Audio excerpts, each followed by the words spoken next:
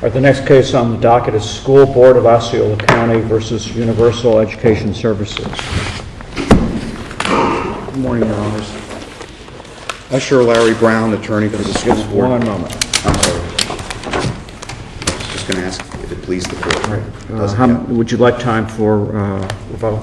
Yes, Your Honor, please, if I could try to get 5 minutes. All right, go ahead. Thank you. Again, good morning. Usher Larry Brown, attorney for the school board of Osceola County, the appellant. I want to acknowledge Aaron O'Leary, my co-counsel at counsel table, and also the chairman of the school board, John McKay, is in the audience, along with the superintendent of schools, Michael Grego. This case is extremely important. Article 9 of the Florida Constitution mandates that in the state of Florida, public education, a high-quality system of education, is of paramount importance. And this is one in a series of lawsuits challenging the purported authority of the State Board of Education to direct a public school district, which is comprised of locally elected public officials, to open a charter school despite their prior denial of the application. Because since this case was briefed, a different panel of this court decided the School Board of Volusia County Academies of Excellence case. I'd like to defer the constitutional argument and emphasize that third, although I think I have strong reasons why, nonetheless, we should be heard on it. I'd like to focus instead on our arguments. I would agree it would take an en banc. At this point, it would be an en banc decision of the court that would have to address that issue differently than the panel did in Academies of Excellence, correct? I don't accept that, Your Honor, and this is a prelude to my third argument, but I knew that this would happen. Let me mention that in Academies of Excellence and in the prior litigation, we focused only on Section 4B, the operate and control language. In addition, in this case, similar to the Bush v. Holmes case, we're arguing the uniformity under Section 1A of Article 9, that what is required to be imposed is a uniform system of public education. But please let me defer that for a moment. Let me quickly go through the history of 1002.33. When that charter statute was first enacted, the school board would deny an application if it chose to do so, and the Charter Review Commission and the State Board of Education, if they disagreed with the school board, would send it back to the school board, but the school board still retained the authority. All it had to do was explicate its reasons, and if on remand it continued to refuse to approve the application, it had the authority to do so. Under that regime, as the record shows, the School Board of Osceola County approved a number of charter schools, and today approximately 10% of its 53,000 students, I think the brief refers to approximately 52,000. Sitting here today, it's closer to 54,000. But about 5,000 students go to charter schools in Osceola. Under that regime. Then the legislature, they did two more amendments which are germane here. The second amendment was to give the purported authority in subsection 6C of the statute to the State Board of Education to direct a school board to approve a charter application that it previously denied. And then the third version now is effective July 1 of 06.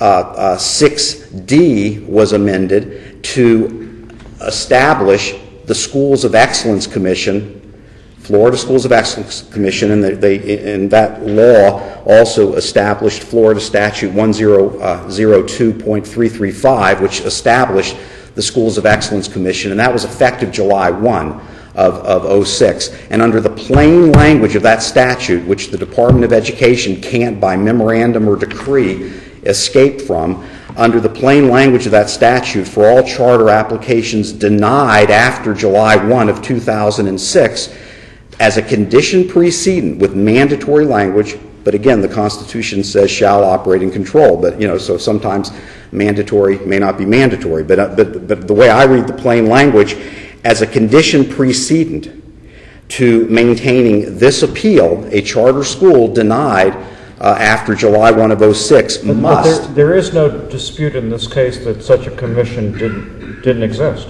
That's absolutely not conceded, Your Honor. Not conceded at all. In fact, if your law clerk goes to the Department of Education website, as I did yesterday, you will see they say Governor Bush signed into law in June 26, I believe it is, of 06, a law that created the excellence, the statute created it. It was created, and I would submit, Your Honor, that it was created effective July 106 by the plain language of the law. Agencies can't expand their jurisdiction. They can't constrict it. Certainly they can't do it by memoranda, which are not authenticated and part of the record. It was, and that really gets into my argument, but we do not concede that point at all, Your Honor. It was created by law. You objected to, I think it was Exhibit H of the appendix, because it wasn't part of the record, and that would be the only document that we have, assuming that it's available to be considered, since it wasn't part of the record, that would show that the commission wasn't available potentially. Is that correct? That's right, but it was available. My argument on that is twofold. Number one, as an evidentiary matter, it shouldn't be considered. As an appellate matter, it's not part of the record. It shouldn't be shouldn't be considered. Moreover, if it is considered, it doesn't matter, because an agency can't by memorandum pick and choose how people should behave under laws which are otherwise clear on their face. And that's really the history of the charter school legislation. This court in the prior UCP case, the first DCA and the State Board of Education case, and then this court again in the Volusia School Board case, it's apparent that you're bending over backwards to give deference to the state board. The problem is, how much do they get to ignore the law, and you're still going to basically grant them that deference to do whatever they want? And I'm going to read you the concurring opinion by Judge Griffin in the Volusia case, where it's sort of fatalistic. It's basically, this is the way it's supposed to be, I guess. But let me get back to the history, if I could. That's the Third Amendment to the law. And of course, as you know, there's a Charter Review Appeals Commission which makes recommendations to the State Board on how these cases should be decided when they're appealed. And in this case, now the history of this case, they applied for a charter on September 1 of 2006. The record is clear that there were a number of technical assistance meetings and reviews, the typical good faith exchange of data between the school board and the applicant. And on October 24th, 2006, the application was denied. The record before the State Board shows that the chief executive officer of the applicant arrived late to the school board meeting, but he did hear that he was denied on the 24th. And on the 26th of October, the record is clear that the denial went out by regular mail and by certified mail, two separate pieces of mail correspondence on October 26th.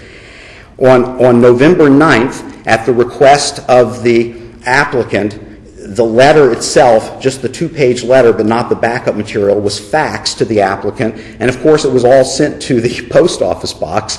And on, I believe, November 17, the applicant decided to go to the post office box and retrieve the letter, notwithstanding on the 9th he had the fax, and notwithstanding he had the verbal notice prior, and then his appeal was untimely, even if we assume he had notice in writing as of the 9th. Now what's interesting is, in their argument, they assume, without any statutory basis, that they were entitled to receive, whenever they decided to go to their post office box and pick it up, they were entitled to receive the entire package with backup material in writing before their 30 days started to run. The problem with their argument is twofold, at least. Number one, it gives them the equitable ability to decide when the 30 days starts to run, because you can game the system by not picking up your mail if you do so willfully. Secondly, they're not reading the statute correctly. If you look at subsection 6B of the statute, it says within 10 days of the decision to deny, the school board will send out the denial or the decision and the backup documentation that supports the decision. But then if you look at 6C, the obligation is to appeal within 30 days of receiving the notice of the decision. It doesn't say and the backup material. And under the basic rule of statutory construction, I think if you look at 6B and 6C, they're talking about two different things. And you must presume that the legislature meant when it said notice of decision and backup material in 6B, that in 6C it meant something different when it said you have a right to receive just the notice of decision, then your 30 days starts to run. Then, of course, I'm not going to belabor... With respect to Issue 3, you would agree that under general principles an appellate court shouldn't reach issues that aren't necessary to its decision. If we agree with you that the appeal was untimely, that's the only issue we would address, correct? I would agree. Yes, Your Honor. I think that we have two dispositive issues here. One is the notice of appeal was untimely. The State Board of Education, if you look at the record of the first case involving UCP and Academies of Excellence, which was a companion case, that's been presented. It's a record of this court. Academies of Excellence was also late in their appeal, not UCP. And Academies of Excellence was permitted to proceed forward despite our arguments. How much deference do we give to them to ignore the law? Can they, by memoranda, ignore the law? Can they exceed their jurisdiction by accepting untimely appeals? The answer is clearly no, whether you look at it as a jurisdictional issue or whether you look at it as a waiver issue, as this court did in the 5th DCA case we cited, or whether you look at it as an administrative agency issue, which is agencies can't depart from the clear requirements of the laws they operate under. Yes, if you find their appeal was untimely, we should win on that basis. The second issue is the failure to comply with a mandatory condition precedent. The statute is so clear in 6D that you waive the right to appeal. And what's interesting is this case was fully briefed by July of 2007. They could have run out and applied to the Charter Review Commission because what is required that they submit the same or substantially similar application. Their application is done. They could have actually gone and complied with the statutory deadline of August 1 and satisfied the condition precedent. They chose not to. And frankly, given the way the State Board of Education deals with charter schools, undoubtedly they could apply now before August 1. And obviously that would be waived too, the fact that they did not apply on or before August 1 of the school year immediately succeeding the date of the application denial. Apologize for speaking quickly, but there's so much to say and so little time. I do want to address the constitutional issue briefly.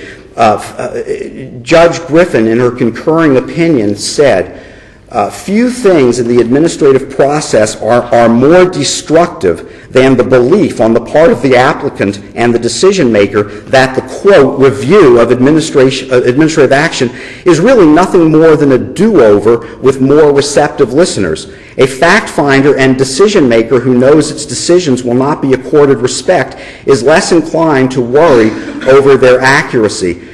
Nevertheless, for reasons best known to others, this is apparently the way this process has been designed to operate.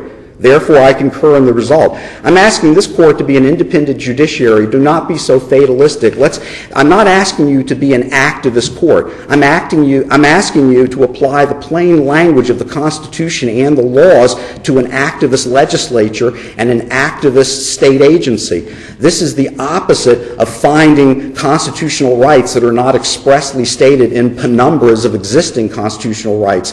This is a case where, after heaping layers of laws onto public school systems over the years, then, they've created the disease, now they have the cure. The legislative reformers came in and decided they had some good ideas. The problem is, in imposing their good ideas, they ignored the constitutional requirements that we have a uniform system of public education that includes local control over which schools will open, which schools will close. And I know counsel objects to the supplemental authority we filed rather late in the game, but in your Homich, H-O-M-I-C-H versus Lake County, Lake County School Board case, you cited Jones v. Braxton with approval, and based on Jones v. Braxton, you allowed over a statutory historical objection, historical architectural objection, you allowed the Lake County School Board to decide they were going to tear down and rebuild a Mount Dora High School that had some historical significance. The issue of operation and control was addressed in Volusia through a legal fiction which was really invalid upon closer inspection. It appears, although the court, a different panel of this court does not mention Jones v. Braxton by name, but it appears that that's what concerned the court when it held that granting a charter application, and I see I'm coming up on 5, and we'll just go a little bit into my rebuttal time, Your Honor. Granting a charter application is not equivalent to opening a public school. So it looks like the different panel of this court was trying to deal with the Jones v. Braxton case, and then they said, and by the way, you can control this through the contract process, but you've got to look at the statute. There's no freedom of contract here. The school board must present a contract within 60 days, and it has to be substantially similar to the charter application, which we're going to be forced to approve against our will because it violates the Sunshine Law. The Charter Review Commission, in their findings, found that the application violated the Sunshine Law, and it still does as we sit here today. And the ESE, the Exceptional Student Education portion of the application, violates legal standards. The Charter Review Commission found that, and they found that that issue alone was good cause to deny the application. So I can only ask you, if we're going to engage in a legal fiction and find that we're ignoring all the plain language in the Constitution and that this is a constitutional scheme when it's not, if we're going to do that, at least don't force locally elected public officials to have to contract based on a defective application, and if they don't go through with it within the time period referred to in the statute, we go to the Division of Administrative Hearings, and then we get to pay the legal fees for losing that issue because the system is fixed. Do not make us approve an application that we can't in good conscience as local officials trying to fulfill a constitutional duty. We can't approve it. And the legislature has given us the solution. If, as we continue on in the legal fiction that this is constitutional, they've created another separate entity that can charter schools. Let them go to the Schools of Excellence Commission. That commission presumably would charter them regardless of what the application says, and then it is at least not a situation where locally elected officials are forced to approve a charter against their better judgment. I'll reserve the rest of my time. Thank you.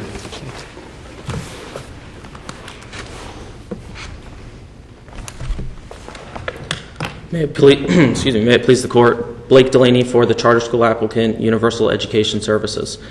And there are 4 issues that are raised in the briefs, and I'll address them in the order that they were raised in the briefs, but I'm happy to answer any questions the panel might have. And of the 4, 3 of them have been significantly, if not dispositively, impacted by this Court's decision less than 6 months ago in the School Board of Volusia County versus Academies of Excellence case.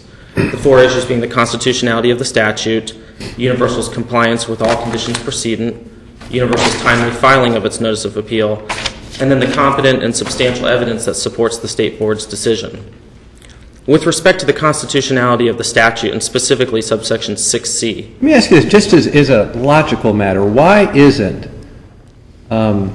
telling or allowing the State Board of Education to force the school board to approve a charter application and thereby open a public school within its district the same as the State Board telling the school board that they have to build a school, which was the issue in Jones versus Braxton? I mean, it seems like the same thing. You're gonna have to open a public school. What's the difference? The difference is that in the charter school statute, there's a separate provision for the charter to actually be negotiated between the local school district and the charter school applicant. And this Court in the Volusia County recognized that. It said the State Board has the power to supervise. I'm sure that the school board would have the authority to figure out what goes into the contract to build the public school that the State Board of Education would force it to build. So why would that be a distinction? Well, in addition to that, this statute is different from what we were dealing with in the Jones v. Braxton case, because in this statute, the State Board has actually been delegated the power by the legislature to oversee the process. In Jones v. Talking about whether that is constitutional or not, and in Jones versus Braxton, they said that the State Board of Education couldn't constitutionally force the school board to build and thereby open a public school within its jurisdiction. Why can they do it logically by saying, okay, we'll approve the opening of the school through the charter school? Well, because the difference is in the Jones v. Braxton case, the court held that forcing the school to build a school was unconstitutional because nothing in the statute removed the local school district's authority to do that. That's expressly what the finding in Jones v. Braxton was, and that presumably is the finding that this court relied on in the Homage case cited by appellants. That's different here, where we have a statute, 6C, that specifically delegates that power to the local school district. And so it may be unconstitutional to allow the State Board to come in the absence of statutory authority, which is what was the case in the Jones v. Braxton case, but that's not the situation we have here. There were issues in this case as to the ability to educate special needs children. There were significant financial issues involved in the case. There were sunshine law issues in the case. How did the review of the state, how did the state review of that address those issues when there was competent substantial evidence of those problems below? Well, in point of fact, Your Honor, the competent and substantial evidence suggested that there were not problems in those three areas, and I'll be happy to address all three. As far as the sunshine laws, it's undisputed that the original application did have some errors. It permitted for closed meetings when they weren't appropriate. But what's also undisputed by the record evidence is that the amended bylaws that my client passed in the interim after the preliminary review and before the final vote, and in the amended application and supplemental information, all of those deficiencies were cured. The Osceola County School District has been maintaining that there were violations of the sunshine laws all throughout the application process. Those were cured, and that's what the Charter School Appeals Commission and then State Board ultimately relied on in granting the relief that we sought. So I dispute that there are sunshine violations in the application. The second is the ESE program. This comes down to the issue of how detailed is a charter school application required to be in order to meet the threshold of being granted the charter before you get to the actual negotiations of what services and the programs and the nitty-gritty details. In the original application, it was vague about what services were going to be provided. After feedback from the preliminary review, and again before the final vote, we supplemented the application to provide that we would provide a continuum of services, that it would depend on what students were going to be enrolled at the school. Having only a school with a population of 176 students to start, it's difficult to predict exactly which ESE students you are going to get. Based on the record evidence, apparently 10% of all students fit within an ESE program. And so you're looking in the neighborhood of 18 students who would qualify for that program. What the application says, and again, this is the competent and substantial evidence, is that enough services would be provided, the continuum of services would be provided, and that the charter school would work with the Osceola County School District to refer students who need it. What, in your view, is the appropriate standard of review that the State Board of Education is supposed to apply in considering an appeal from a school board? It's absolutely whether there's competent and substantial evidence to support each of the denial reasons that are given. That was said by this court previously twice. That is the standard.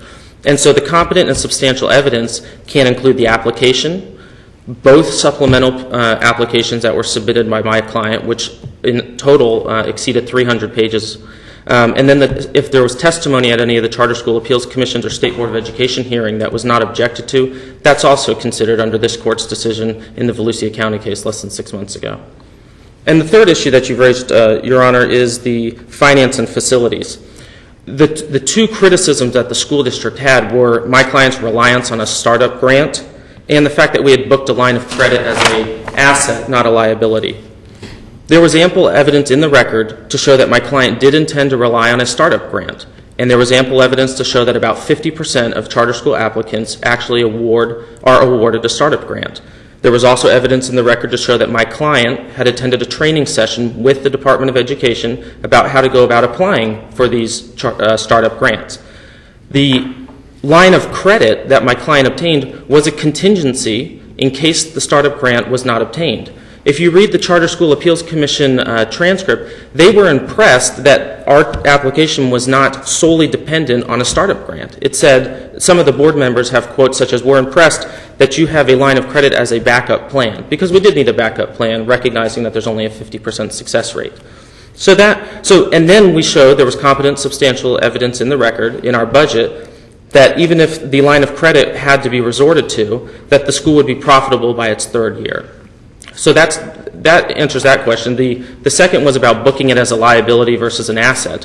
Obviously, a line of credit before you take advantage of it is nothing. It's perhaps an asset because you have access to it. And once you take advantage of the $320,000 line of credit, clearly it's a liability that you have to pay back. But the dollars that you've just gotten into your bank account are the asset, and so it's offset. To call a line of credit purely a liability is unfair. The Charter Schools Appeal Commission even recognized during the hearing that no one is ever expected to pay back a line of credit the first year. That doesn't happen. It's a multi-year process. The constitutionality issue has, and unless your honors would like to ask more about the specific denial reasons or factors, I'll bring this argument back to the constitutionality issue, because it's surprising that we're still debating it after we've had 5 cracks at this. The UCP case in 2005 held that the statute was constitutional. The Academies of Excellence case held that it was constitutional just 3 months later. Those 2 cases were taken as controlling precedent in a Leon County Circuit Court opinion in 2006, and that was affirmed on appeal by the First District Court of Appeal in 2007. And then, as we've been talking about, the Volusia County case less than 6 months ago is the 5th opportunity. No 5 of those cases have found that the statute is unconstitutional. And I'll dispute opposing counsel's contention that the the uniformity requirement was not raised in the Volusia County case. Under Head Note 7 of that opinion, the court provides, the school board challenges the state board's final order, claiming that the order was unconstitutional under Article 9, Section 4B of the Florida Constitution to operate, control, and supervise the schools, and its authority under Article 9, Section 1A of the Florida Constitution to make adequate provision for a uniform and high-quality system of free public schools. This court already went there. This court already weighed the competing interests, and it decided that under the state board's constitutional authority to supervise the public school system, that did not conflict with the local school district's constitutional authority to then operate and control and supervise schools within their system. I'd like to address the second issue, which is Universal's compliance with all conditions precedent. The Volusia case also impacts that issue as well. In the Volusia case, testimony was presented before the Charter School Appeals Commission that had not been included in the record leading up to that proceeding. There was no objection from the Volusia County School District at the Charter School Appeals Commission hearing, and there was no objection from the school district at the State Board of Education hearing. And this court held that in the absence of an objection, that testimony and that evidence would become part of the record on appeal before the 5th District Court of Appeal. In this case, we have almost the same situation. The Department of Education memorandum dated November 22, 2006, expressly said that the Florida Schools of Excellence Commission had not been created yet, and that in the absence of its creation, charter school applicants should follow the process already in place by appealing directly to the state board. But that was not admitted below, was it? It was offered by Universal's counsel, who held up a copy of the memo, identified the date, and said, and I have copies of that memo if counsel would like me to provide one to her. Then the Charter School Appeals Commission, sitting as the body, had its general counsel, who also held up the memo, and said, I have copies of this memo if anyone on the Charter School Appeals Commission needs to see it. The memo was positively referenced without objection. Its substance was discussed.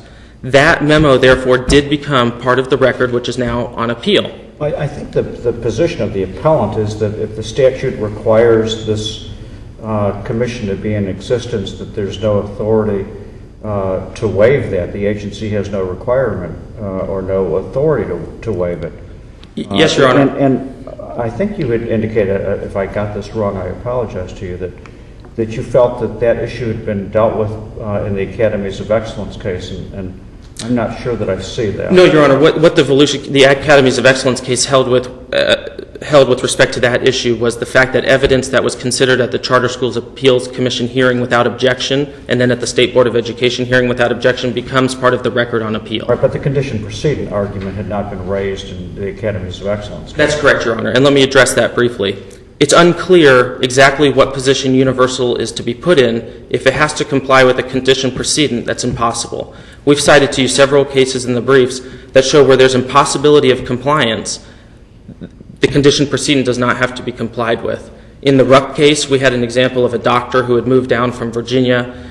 There was an issue with her change of address, and she didn't get notice of an adverse proceeding against her. But under the Florida Board of Medicine rules, she had to notify the Board of Medicine if there were any adverse proceedings pending against her. The court said, this is a waste of time and resources. The doctor had hired a professional to change her address who had somehow messed that up. And so the court said, why are we here? Compliance is impossible. There's no dispute that the Florida Schools of Excellence Commission was not in existence at the time my client filed its appeal. In fact, there was a quote from Osceola County School District's counsel saying, I guess their position, as I understand it from Mr. Brown, is that the in existence is defined by the statutory requirement. Yes, Your Honor, I understand that. The Florida Schools of Excellence Commission clearly had been created, but as far as or at least the record is devoid of any evidence that there was any personnel hired or that there was any funding to that commission that would actually allow it to do anything.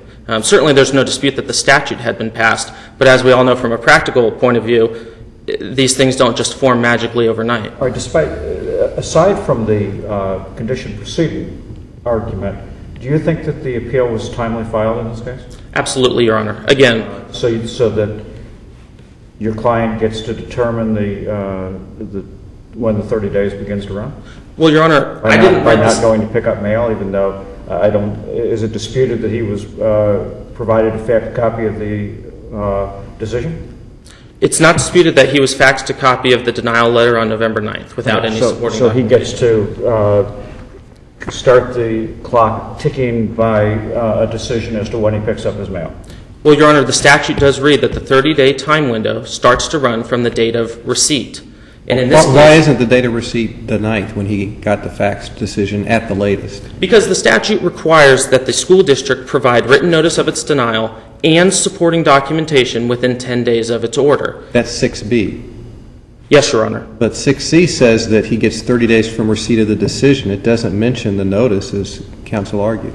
The question, I suppose, is whether the decision means the denial letter or the denial letter and the supporting documentation. And the only reasonable interpretation is that it includes the supporting documentation, because how else would an appellant begin to, an appellant in our case below, begin to formulate the appeal? That would be an easy answer factually in this case because it was sitting in his mailbox, correct? Well, and they had a number of face-to-face meetings where, in certain terms, the deficiencies with the application was communicated. Well, the record evidence certainly shows that the deficiencies changed over time. Osceola County School District continued to come up with more and more deficiencies. For instance, the first time 39 deficiencies that were adequately answered, and then more deficiencies were raised.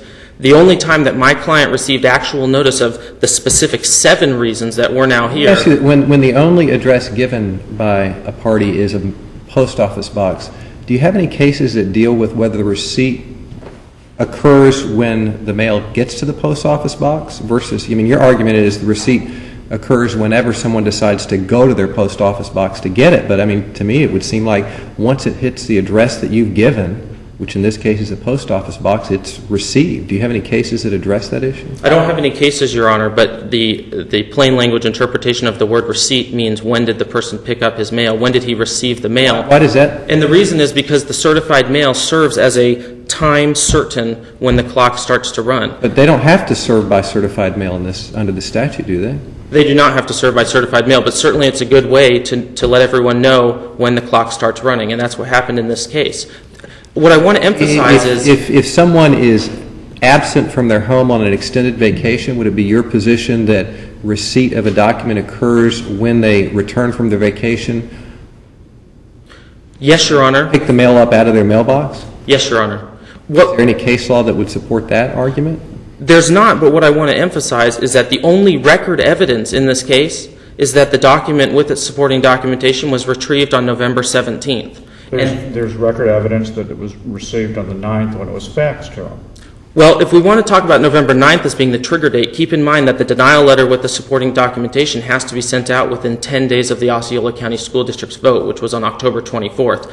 Under that reasoning, the November 9th delivery of the courtesy copy, let's call it, can't constitute the trigger date for the 30-day timeline, because that would have been untimely on their part. And the other point, as I'm running low on time, I'll just mention in conjunction with this issue, is keep in mind that this requirement is permissive. I point to Section 1002.33, subsection 6C, which is the same subsection that establishes the 30-day timeline to respond. The Charter School Appeals Commission may reject an appeal submission for failure to comply with procedural rules governing the appeals process. As opposing counsel mentioned in his argument, that apparently happened in the Academies of Excellence case in 2005. It certainly happened in this case where the Charter Schools Appeals Commission decided to hear the appeal. So even if we were to find that the appeal were untimely, the Charter School Appeals Commission waived that procedural rule pursuant to its statutory authority and heard the appeal, as did the State Board of Education. And so I do want to be clear, we believe the deadline and the filing of the notice of appeal was timely based on the record evidence, which is all we have to go on in this appeal, but also that timeline is permissive. Aren't there cases that say that an administrative body can waive an appellate deadline if it's not jurisdictional for good cause, I mean, that kind of thing, so that, I mean, there's some discernible standard? I mean, it just doesn't seem... And you've hit on the head, Your Honor. There are some examples where these procedural or jurisdictional defects can be waived, such as for good cause, or one of the cases that opposing counsel filed in their notice of supplemental authority yesterday for, what did they call it, exceptional circumstances. Here, the Charter School Appeals Commission heard the arguments about the untimely filing. They did not expressly say we find this to be good cause or we find it to be exceptional circumstances, but they were well aware of Osceola County School District's argument that the appeal was late. And so they must have... What facts were argued for as good cause for not timely filing, assuming that it was untimely? Okay, just assume for purposes of argument that it was untimely. Was there some reason given for the untimely filing? The record evidence shows nothing other than the fact that my client did not go to his P.O. box until November 17th to retrieve the letter. I would just like to point out in closing, the constitutionality of the statute has long been heard by this court 3 times and by the First District of the Court of Appeal. There's no reason to think we need to come to any other conclusion. The compliance with all conditions precedent and the timely filing of the notice of appeal, the record evidence supports the position that our client is advancing on argument, and the competent and substantial evidence in this case supports the State Board's decision. Keep in mind that under the UCP case and under this court's case 6 months ago in the Academies of Excellence case, there has to be empirical evidence supporting any denial reason, and it has to be for statutory good cause. And in this case, the only record evidence, the only empirical evidence compels the opposite conclusion, that the denial reasons were not for good cause. I ask you to affirm. Thank you. Thank you. With respect to the ability of the State Board to waive the 30-day issue, there is absolutely no support in the plain language of the statute. Counsel in his brief and here in argument simply didn't read the rest of the paragraph in 6C. They argue they have the implicit right to waive the 30 days because they can reject as insufficient an appeal by an applicant and remand for a resubmitted appeal.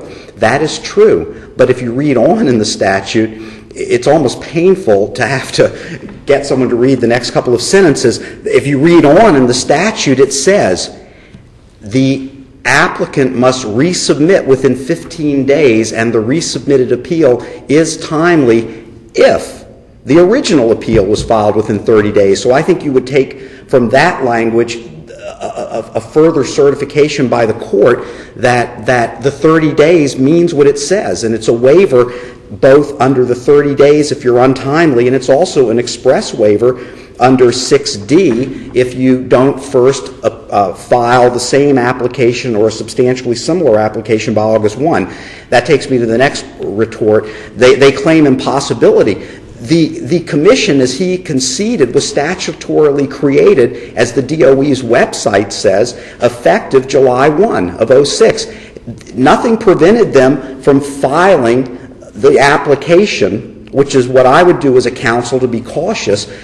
This case was fully briefed in July of '07. They could have filed their application to the State Department of Education with a simple statement, get this to the Appeals Commission, and then they would have preserved their right to be here today much later and maintain this appeal, but they did not do that. And frankly, if I were them, I would appeal by August 1 of this year and make their arguments, because as Judge Lawson is suggesting, there is a discernible standard. The discernible standard with the state is that whatever the charter school wants to do, basically, is okay. That is the discernible standard. And that's why there's no evidence of good cause to extend the 30 days, even if they could.